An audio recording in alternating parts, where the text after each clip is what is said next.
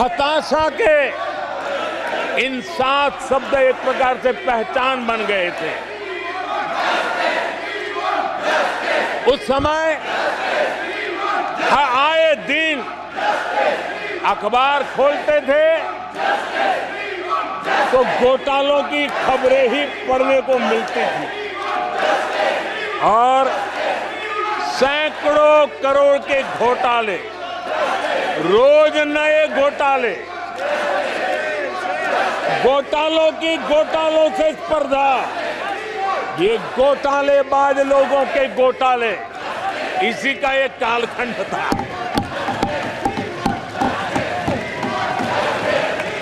और बेशर्मी के साथ सार्वजनिक रूप से स्वीकार भी कर लिया जाता था कि दिल्ली से 1 रुपया निकलता है तो 15 पैसा पहुंचता है।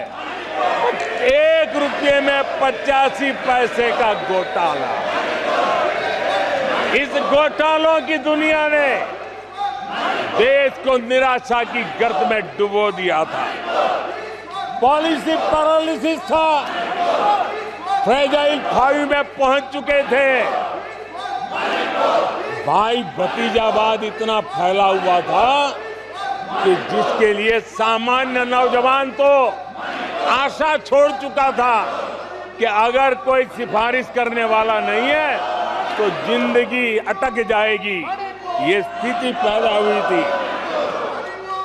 गरीब को घर लेना हो, हजारों रुपए की रिश्वत देनी पड़ती थी। आदरणीय सभापति जी, अरे गैस के कनेक्शन के लिए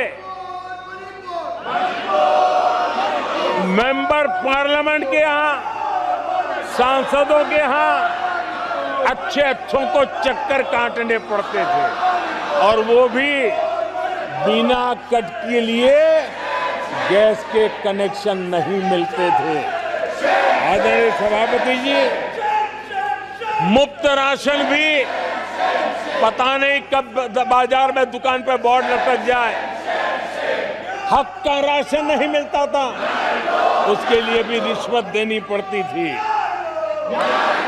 और हमारे ज्यादातर भारतीय भाई बहन इतने निराश हो चुके थे कि वो अपने भाग्य को दोष दे करके, अपने नसीब को दोष दे करके जिंदगी काटने के लिए मजबूर हो जाते थे।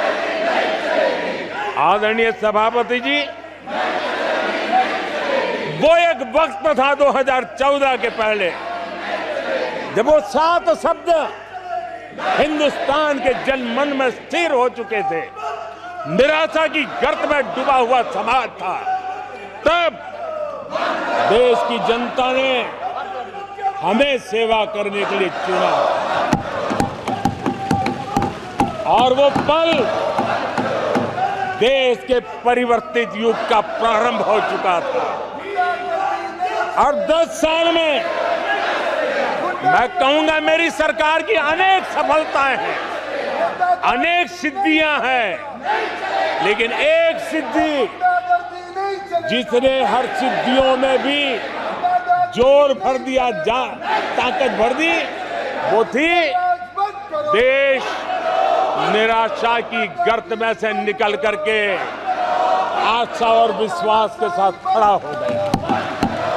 देश में आत्मविश्वास बुलंदी पर पहुंचा और उसके कारण